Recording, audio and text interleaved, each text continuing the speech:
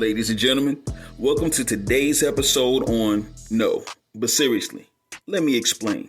Hosted by the beautiful, intelligent Earth Angel Lala Davi. This podcast was designed to provide detailed business advice, next level resources, personal credit tips, and relatable relationship knowledge. Be sure to bookmark this page and subscribe because we wouldn't want you to miss any valuable content.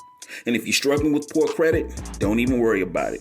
Just text Help My Credit to 507-400-3426.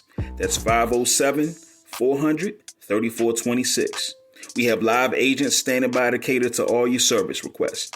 And now that that's out the way, let's make room for what the host has to say. Lala Davi, do your thing, girl. Welcome to No, but seriously, let me explain. The phenomenal podcast series that will keep you fully engaged with all of the tips and tricks you need to be successful, while also providing plenty of flavor. I am your host, Lala Davi, and today we will be unpacking loyalty, bros before hoes, or maybe it's just a little bit of toxic conditioning. However you want to flip it, let's just say bros before hoes is often used amongst guys just to express some type of idea that they prioritize their male friends over their girlfriends. It also suggests that these friendships should also be prioritized because they were there before their romantic relationships, of course. And I'm sure they will likely be afterwards. Loyalty is pretty much a human quality that is based on moral values and exists across all demographic groups. So let me just break some things down for you so it can help you along the way, especially when understanding our culture is, at play. When we're discussing loyalty amongst Black men towards Black women, it is necessary to really acknowledge the societal and historical and the cultural complexities that really shape these dynamics. Like, stereotypes play this significant role in this discussion, specifically those that portray Black women as gold diggers, or they tend to portray Black women as women that really lack submissiveness. And because of these stereotypes, it can really impact the dating and loyalty within our Black community. Like, really debunking the myth that loyalty is inherently challenging for Black men is crucial. Like, loyalty is not determined by race, and it's a quality that really cultivated based on the individual's values and their morals, of course. But by suggesting that Black men struggle with loyalty, that whole scenario within itself just really misaligns with, the integrity of the Black masculinity. And stereotypes, they often influence the relationship dynamics between Black men and Black women. The misconception that Black women are most likely to be gold diggers is not only a misrepresentation, but it also contributes to the apprehension of some Black men, making them feel a certain way towards dating Black women in their own community. And this stereotype reduces the individuality and diversity amongst a value of, Black women, especially creating this negative archetype. Like, another stereotype that really affects loyalty and dating choices amongst Black men is the expectation for women to be submissive. Like, the expectation just really conflicts with the strong and independent persona that many Black women rightfully embrace. It is essential that is, to recognize and challenge these conflicting expectations, as they can be very misconstruing and, detrimental, as well as irrational, barriers, especially when you're thinking about dating and looking for, Black women to be ideal partners versus them not being the ideal partner. The whole idea about dating individuals from outside the Black community is another factor that's really influenced by these stereotypes. Like, some Black men might feel the need to seek partners from different backgrounds, only due to the negative stereotypes associated with Black women. And it's really important to just question whether these choices stem from the capability of shared values or from a misguided attempt to basically escape whatever societal norms within their own racial community. So, what are we really doing? Like, media has definitely took over social media engineering, and all of this has played a part significantly and impacted our sexual preferences and perceptions of others only due to what is constantly shown on the media. Like, the dominant groups often control the standard of beauty. And due to this can definitely perpetuate this harmful stereotype and what is to be seen. Like, most women think that it's perfectly fine to show, all of their assets on social media just because they feel as though it's going to gain likes, follows, and comments, and so forth. Like, this is what they may feel is beautiful in their eyes. However, in the case of Black men, there's a false depiction of them as, being masculine or animalistic and unintelligent and not really family oriented. Like, the media often promotes the idea that Black men can only be rappers and athletes, really ignoring the diverse accomplishments pretty much between professions within the Black community. Of course, there's some stereotypes about, there being bros before hoes, but let's really just peel back the layers. It's not all about loyalty. To me, it's more so about fear, communication, and, the societal conditioning, of course. Some guys might have this underlying trauma from past relationships, leading to a fear of intimacy and, a preference for shallow connections with their friends over these relationships, all due to fear. Others think that, because they're poor communicators or whatever, blaming their partners for everything or just simply playing a victim, they might fall into a role like that. But why the emphasis on loyalty to the homies? Like, it's about street credibility, or is it about, just avoiding drama and fearing consequences? Like, betraying your homeboys can have some serious repercussions, we know. Unlike relationship, where consequences might not seem as immediate or severe. Yet, it's ironic that men stay loyal to the systems that suppress them, while fearing that their partners will leave them for someone else or someone more powerful. It's a cycle of domination and fear perpetuated by societal norms.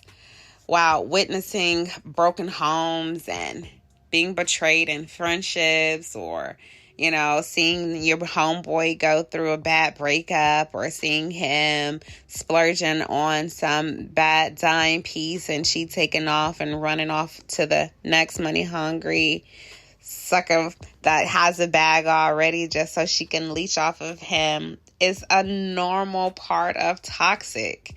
Like, that's all we're witnessing right now. It's these mixed emotions where loyalty is wrapped into toxic conditioning. But is it really about bros before hoes, or is it about the fear of making new connections and challenging these societal norms?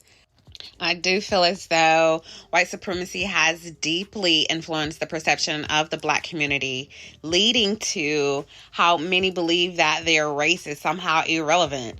But this type of manipulation can definitely be traced back to the era of slavery, where oppressive systems ingrained a belief in the inferiority of Black people. These outdated ancestral beliefs have perpetuated the negative stereotypes, okay? Convincing some that these harmful narratives are somewhat true and still true. Like, these stereotypes, often emphasized by society, just overshadow the rich history, like any contributions and the potential of the Black community, continuing this never-ending cycle of misunderstanding and discrimination against each other. Loyalty amongst Black men, as well as any group, is not really predetermined by race, but rather by that individual's values and the ability to just see beyond any societal stereotypes. So this is really why you might see women prioritizing safety over love and men really prioritizing respect over love. Like, this is common in the themes of gender dynamics and relationship psychology, of course. While these generalizations may or may not apply universally, they can definitely provide some type of insight into the different relational preferences and behaviors that we tend to see today. But don't take my word for it. I want to open up this floor to allow my lovely guest speakers a chance to answer some questions in regards to bros before hoes, because we definitely need a man's point of view here just to get some more insight, because we're not going to take my advice alone. Let's hear what the fellas have to say. Joining us today on this delicious topic, Bros Before Hoes, we have Max, and we also have Tremaine joining us. Okay, so Max, when it comes to loyalty, do you think that Black men and Black women have different expectations or just different understandings of what loyalty really looks like in a relationship? And why do you believe that? Well, I really believe, yes, Black men and Black women have different expectations of loyalty and what it looks like. For example, Black men, we are very, very simple. Did I mention very simple? We are very simple creatures. We want very few things from a relationship.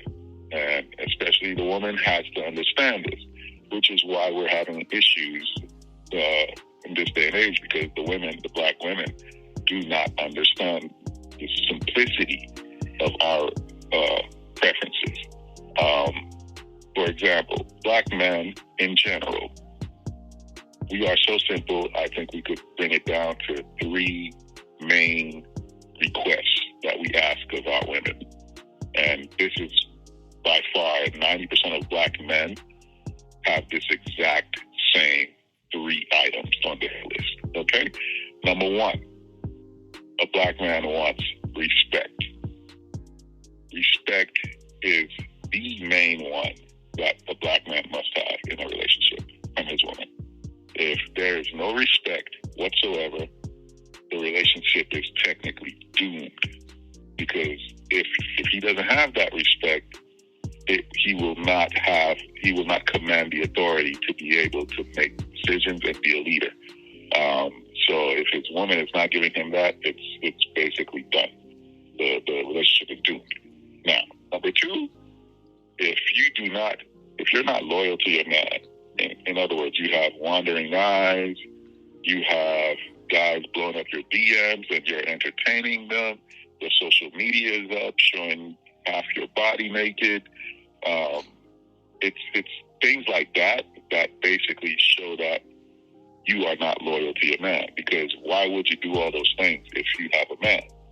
You would show that, hey, only my man gets to see these things, me in this light, and therefore it's not meant for the world to see.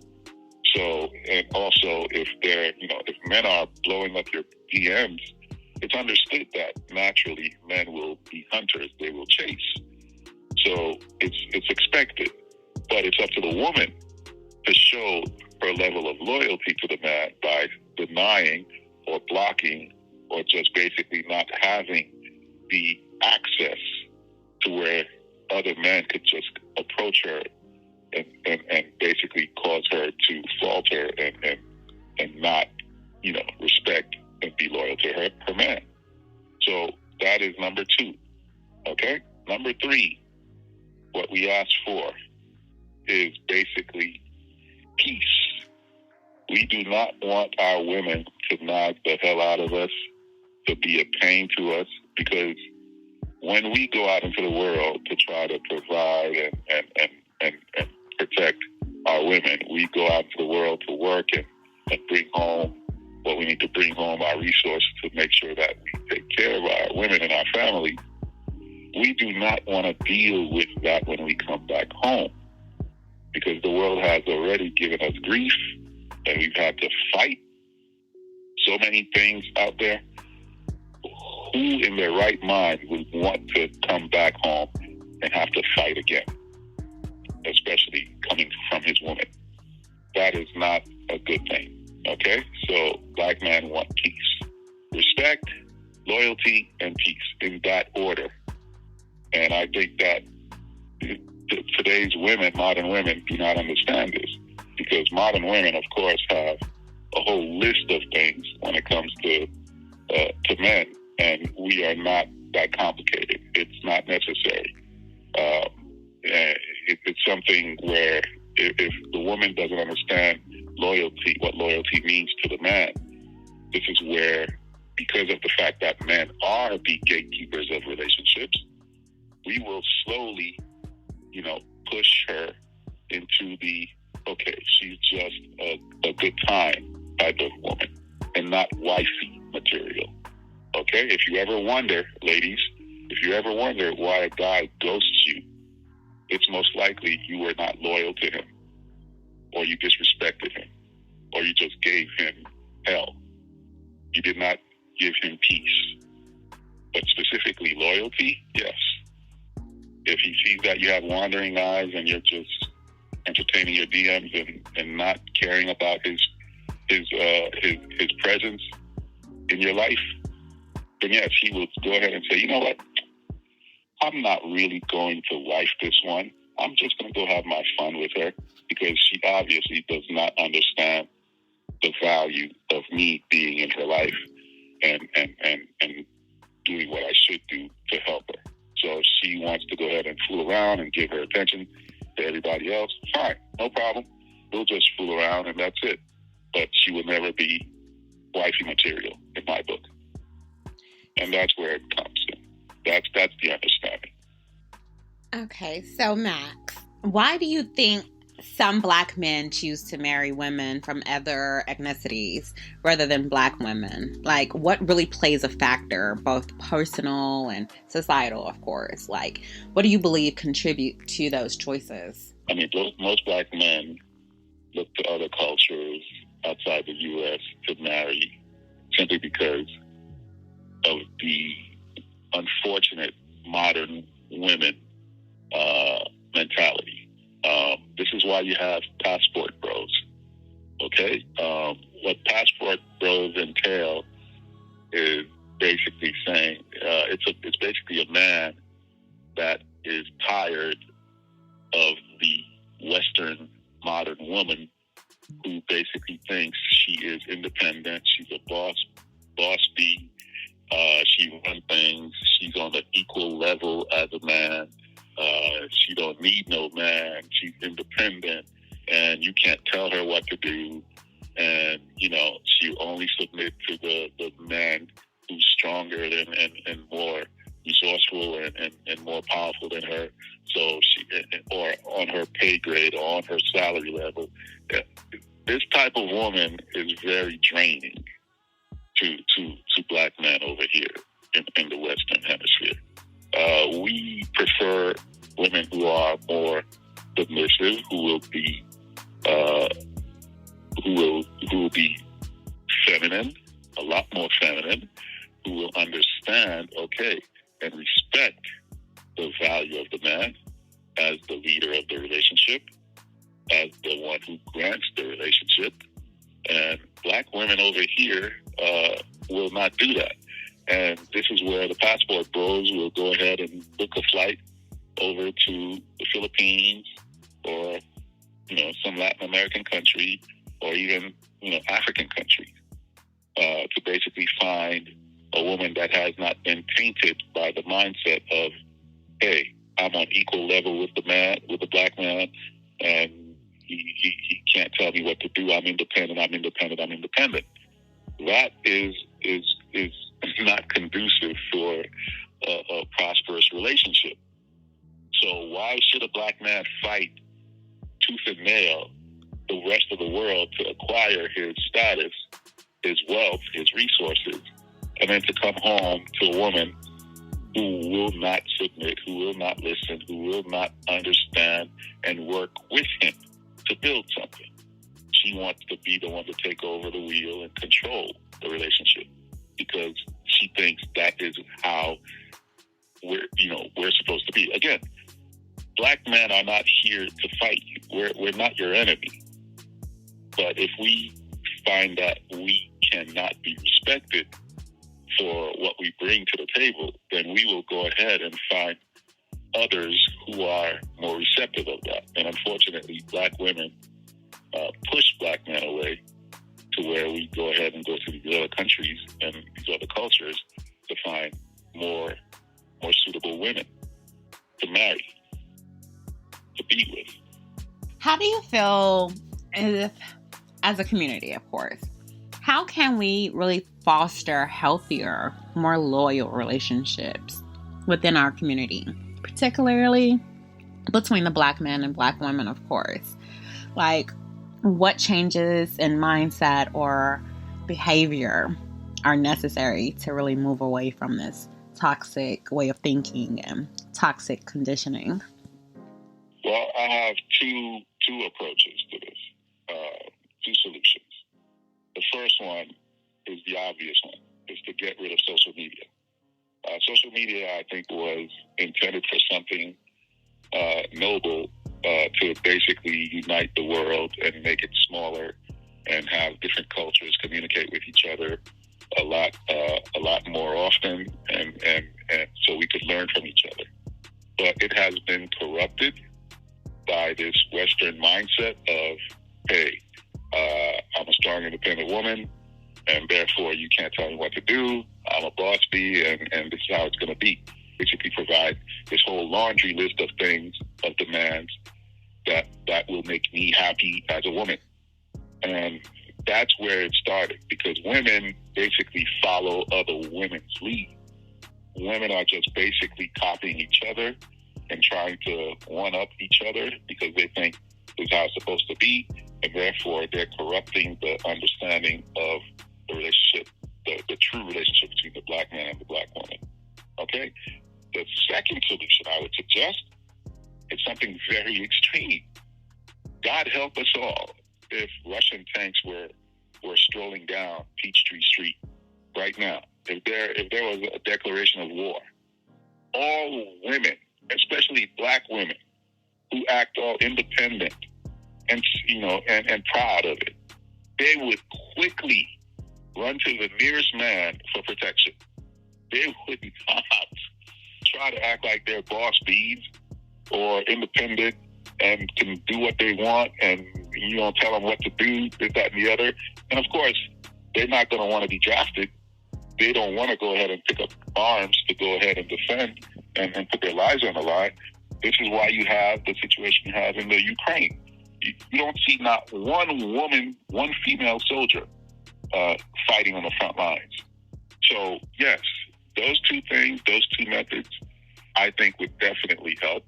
To reiterate, get rid of social media, and also have women understand that if there were to be war, would they still have this independent mindset, or would they understand that they need to be feminine and not masculine, and understand and allow the men to protect them? Do you believe that the toxic quote, bros before hoes, really persists because Black women are often only seen as ideal for sexual relations rather than partners for committed relationships.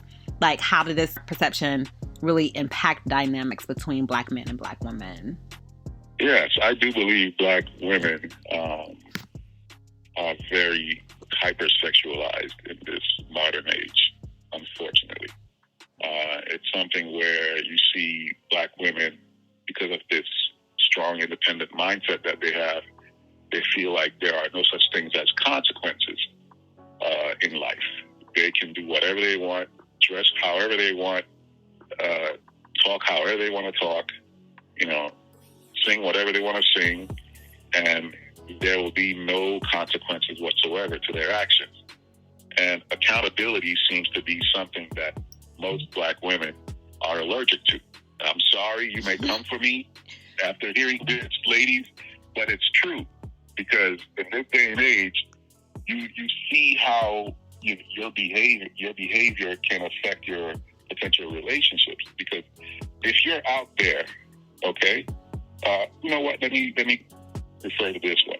Dave Chappelle had a skit back in the days where he basically showed how women are perceived and how men perceive women and women perceive men. And basically he started by saying, hey, you see this beautiful woman with a big booty and half her butt cheeks hanging out from her tight dress, walking down, and then as a guy, you're like hollering at her and say, hey, babe, what's up? How much to hang with you tonight? And then, of course, the woman's going to be appalled and say, how dare you? Just because I'm dressed like this does not mean that I am a whore. And that is right. She was correct, Dave Chappelle said. She's correct. That is true. Just because a woman wears a certain outfit a certain way does not make her an automatic whore.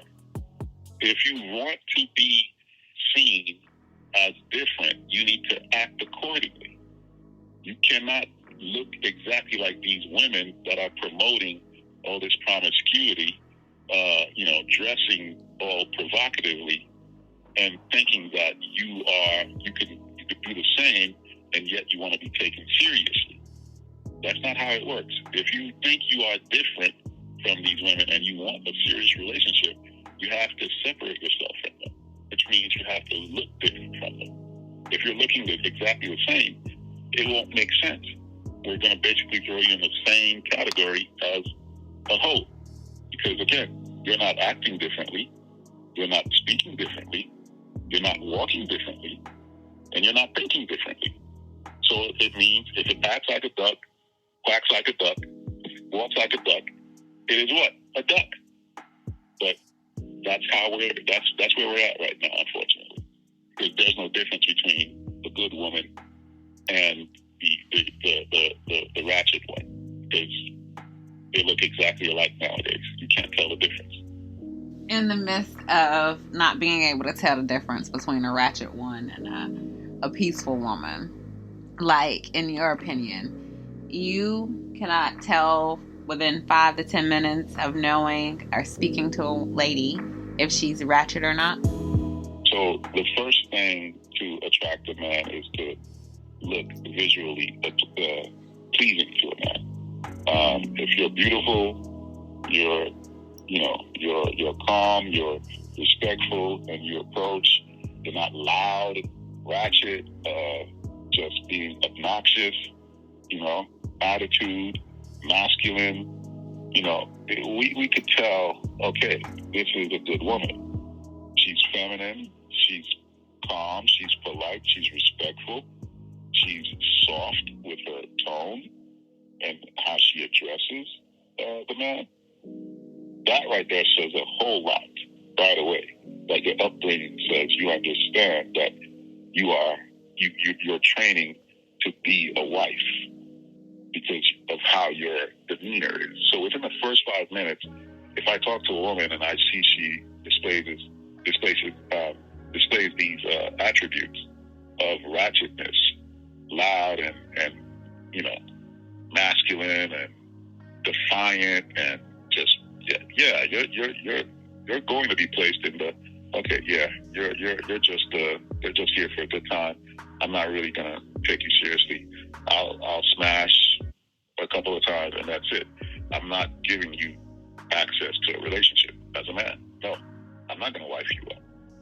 Thank you so much for all of your valuable input, Max. I would like to go ahead and ask the same exact questions to Tremaine. Speaking on what does bros before hoes really mean in today's context, is it a harmless phrase or does it really contribute to toxic masculinity and problematic attitudes towards women?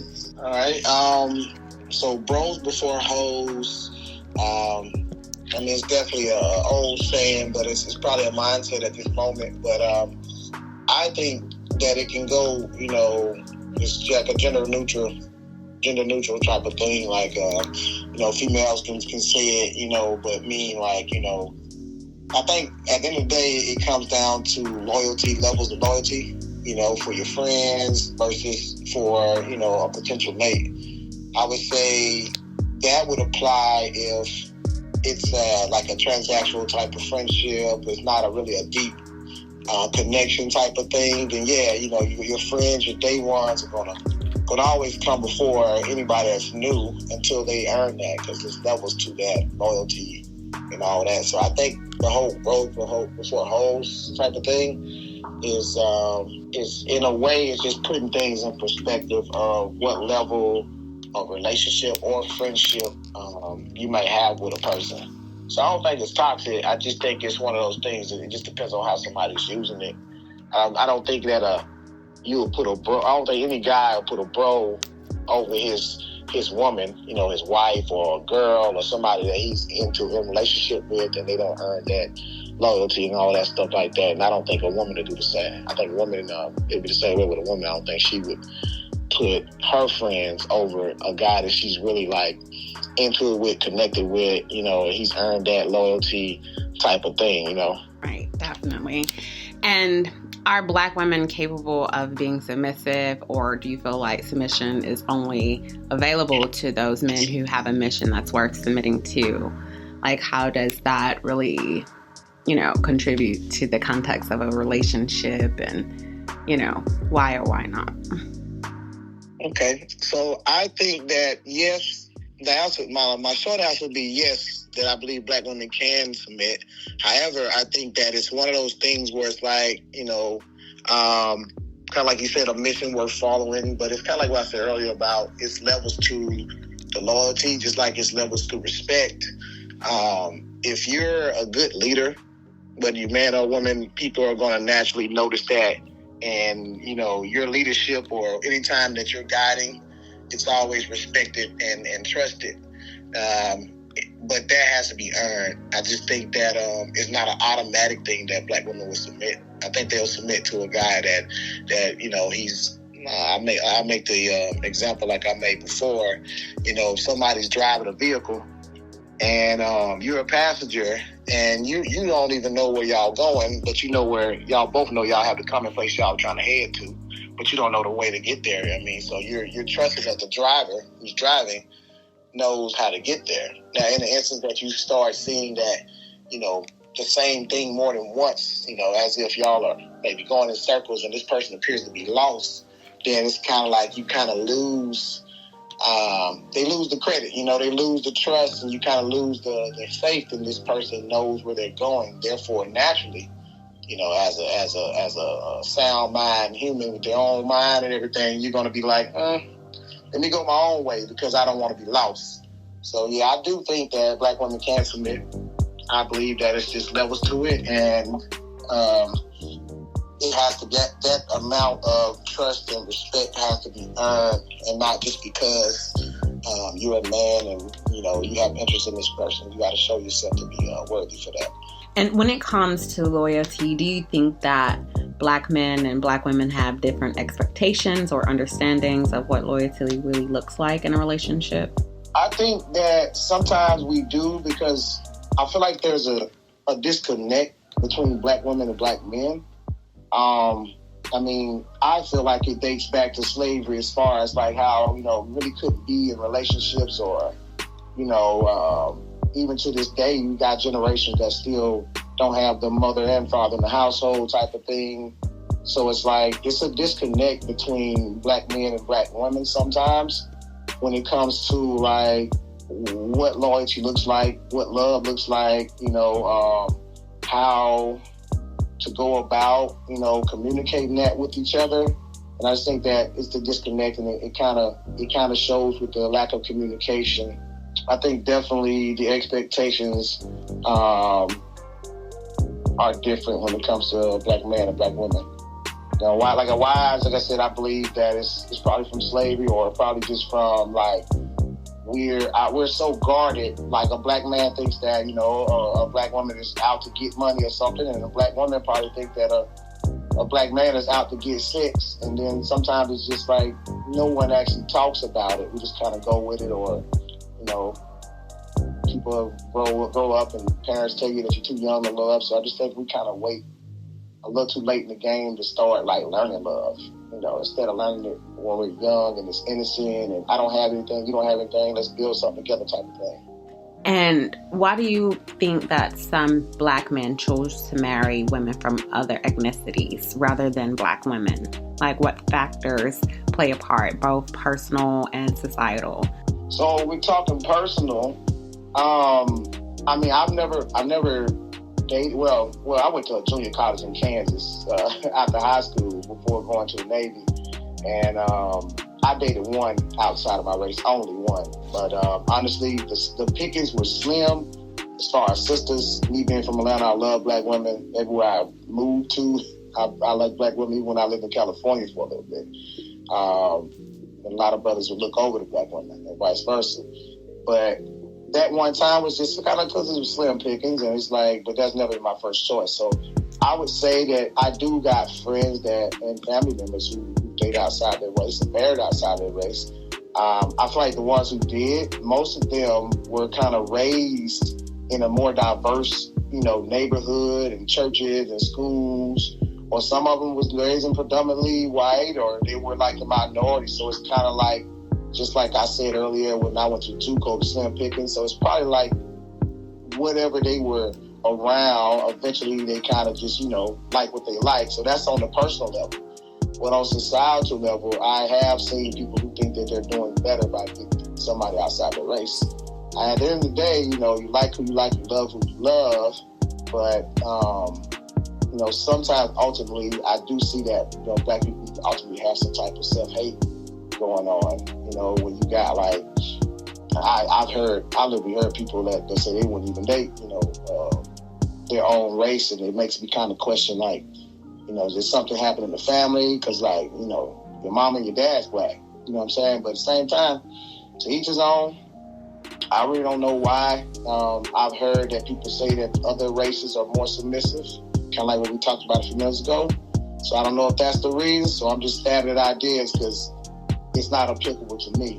And how do you think that we can foster more healthier, more loyal relationships within the Black community, particularly between Black men and Black women? Like, what mindset changes or behaviors do you feel is necessary to move away from any toxic conditioning? I think that we have to start at the youth. We have to start at the youth. Like, and I'm not saying match make the kids and get them to go together and all that.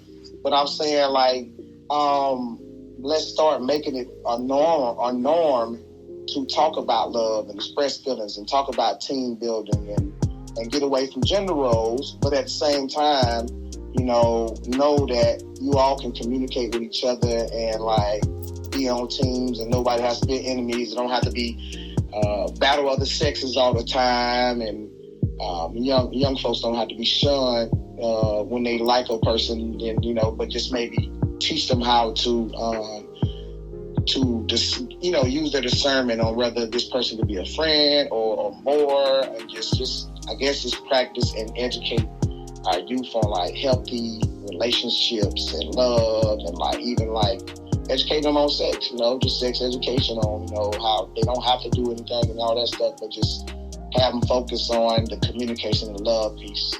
I think if we do that, we'll foster healthier relationships amongst the Black people, building that trust and, like, knowing that, just because someone's opposite sex, they're not out to get you or be your enemy, but you can build with this person. We have come to a very short commercial break paid for by our lovely sponsors, so don't go anywhere. We will be right back after this message.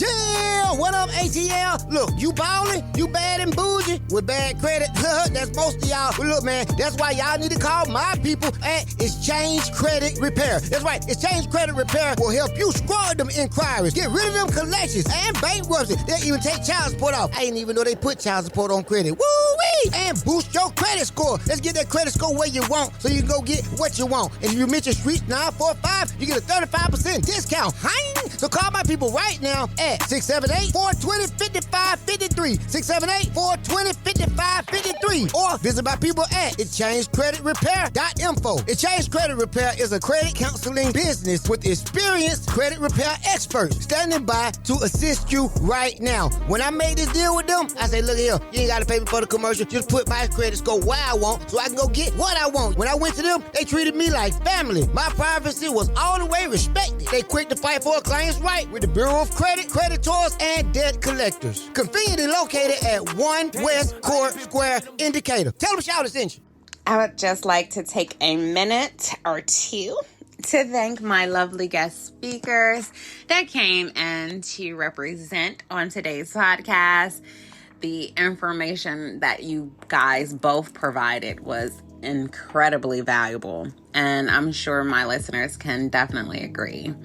I want to take a minute to just bring it all in. Like, we got to bring this Black community back together and unite each other as we should. Like, it's a call for brotherhood and full understanding at this point.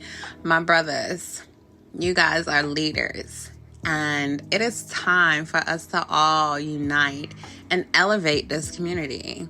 Like, the phrase bros before hoes was often used to just emphasize how important the brotherhood over these temporary relationships was. So at that time, it was some type of pact. However, while the sentiment of putting the brotherhood first is crucial, it's also important to really just understand that we need to expand our understanding and look deeper into the dynamics that's really affecting our community. Like, the statistics, they're there. And statistics might show trends, but they don't really capture the full complexity of our lives and the experiences that we've been through. Many of our brothers have been manipulated by the systematic oppression, leading them to believing that the women in our community are inherently negative, and we're not.